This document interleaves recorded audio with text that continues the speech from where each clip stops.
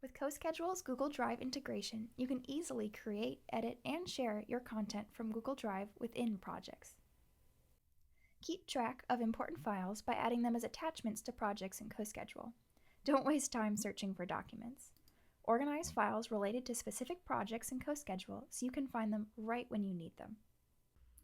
Starting a new project? Create new Google Docs, Sheets, or Slides right inside CoSchedule. Your new document will automatically sync in Google Drive.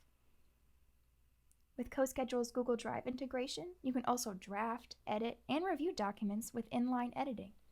Select Edit Inline to open the document in CoSchedule. Then, make changes, add content, or leave comments to collaborate with your team in real time. If you use WordPress, you can easily convert any Google Doc to a new WordPress draft in seconds. No copy and pasting required. Need a logo, photo, video, or other file for your project? No problem. You can attach any existing file from your Google Drive account or a Team Drive using the integration. All of the files that you need to complete your work will be in one place, right next to your project. The permission settings that you set in Google Drive will mirror the permissions in CoSchedule. Get started by enabling the Google Drive integration for CoSchedule. Organizing and attaching your files is that easy.